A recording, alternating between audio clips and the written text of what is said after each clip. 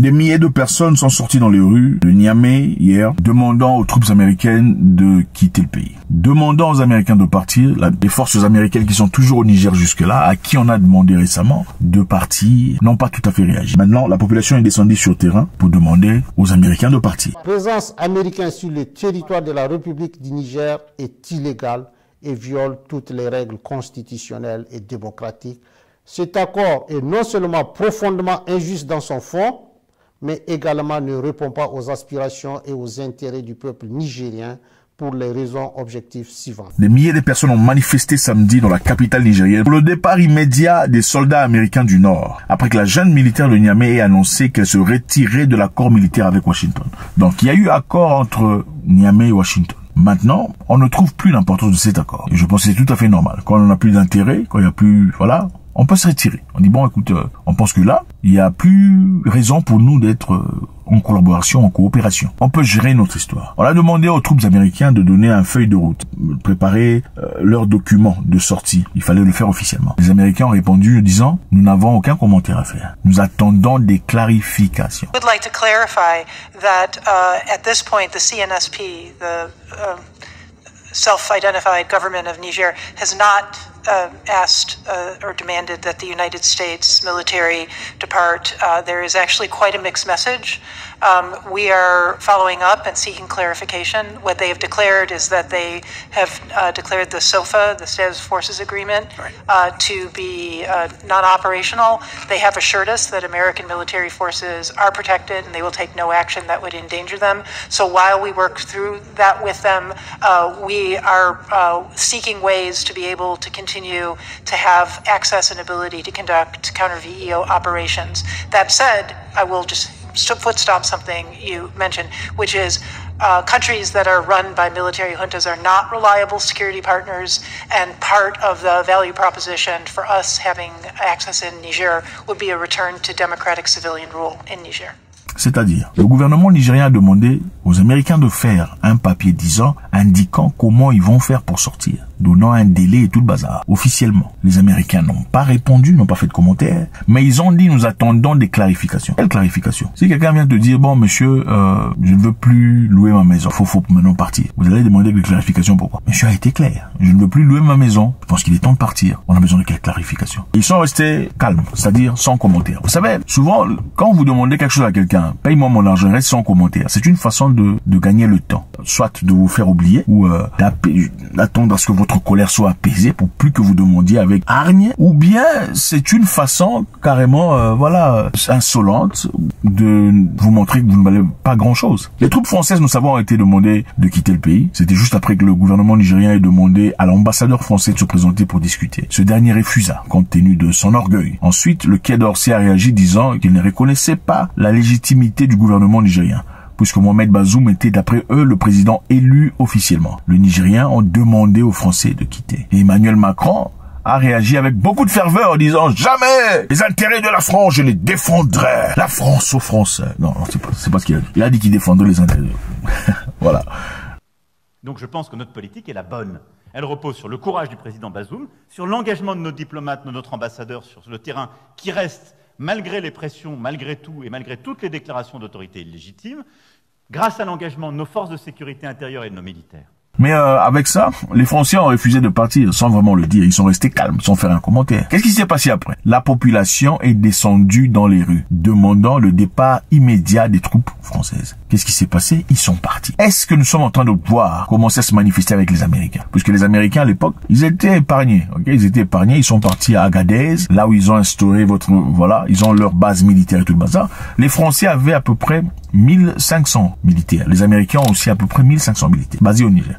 La question qui se pose, pourquoi sont-ils là? Pourquoi sont-ils là? Pourquoi les Américains sont au Niger? C'est une question très importante. Parlons d'un pays qui a 750 bases militaires dans le monde, dans plus de 80 différents pays. 750 bases militaires, 80 différents. C'est pourquoi? Bon, écoutez, on peut bien dire c'est peut-être pour combattre les ennemis.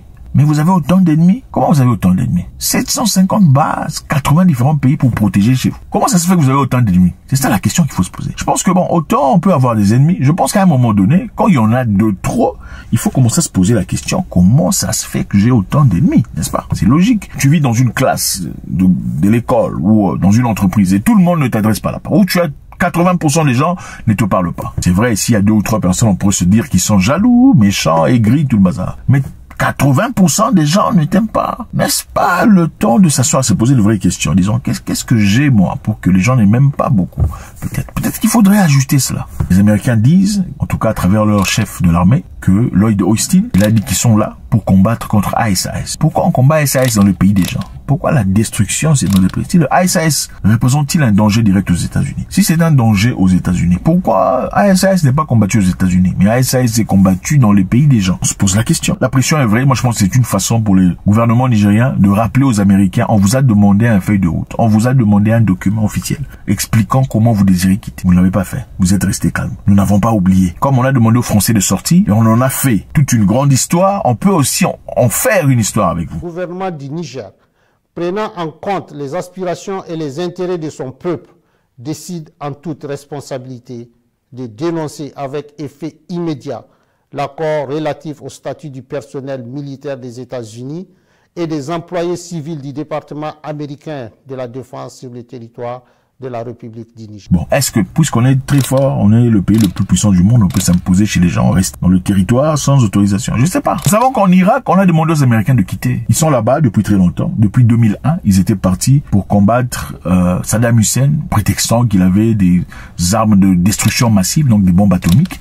C'était très risqué. Ils ont fait ça à l'ONU où les Américains disaient qu'il était important de faire tomber l'Irak parce qu'ils avaient des bombes. Bon, moi, je ne sais pas qui l'Irak avait attaqué, mais bref. I take the threat very seriously. I take the fact that he develops weapons of mass destruction very seriously. I remember the fact that he has invaded 2 countries before. Ils sont partis. Plusieurs années plus tard, George Bush et son ami Tony Blair ont reconnu officiellement en disant « On n'a jamais vu des armes de destruction massive en Irak. » En plaisantant. On n'a jamais vu des armes de destruction massive en Irak. Mais qui en a payé les conséquences? Personne. I apologize for the fact that the intelligence we received was wrong. Of course, you can't say that those of us who removed Saddam in 2003 bear no responsibility for the situation in 2015. Et toutes les vies qui ont été détruites, les infrastructures, l'histoire, la culture, tout ce qu'il y avait en Irak a été complètement détruit. Pour une accusation qui finalement était fausse. Qui en a subi les conséquences? Personne. Mais aujourd'hui, en 2024, les troupes américaines sont toujours en Irak. Pourquoi? Grande question. Il y a un temps, le nouveau président irakien a accusé les États-Unis de vol. On a dit que plus de 150 milliards de dollars ont été exfiltrés du pays. Donc, depuis qu'ils sont là, 150 milliards, pas millions, milliards de dollars est sorti du pays. Mais ils sont toujours là. Prétendument pour combattre le terrorisme, on se demande. Quel terrorisme? Point d'interrogation. Les troupes américaines sont aussi en Syrie depuis 2014. Ils sont partis officiellement pour intervenir contre la guerre civile qui commençait en Syrie. C'était pour empêcher la guerre civile en 2014. Mais ils sont là jusqu'à aujourd'hui. Et les Russes les accusent. Il y a un politicien russe qui les accusait. Un haut responsable militaire russe a accusé les États-Unis d'avoir volé le pétrole dans les régions de Syrie, détenues par les insurgés alliés. On a accusé les États-Unis de voler le pétrole en Syrie. Ils ont même montré des images de drones, des cortèges, des tankers, des camions à carburant, en train de sortir. Ça partait où?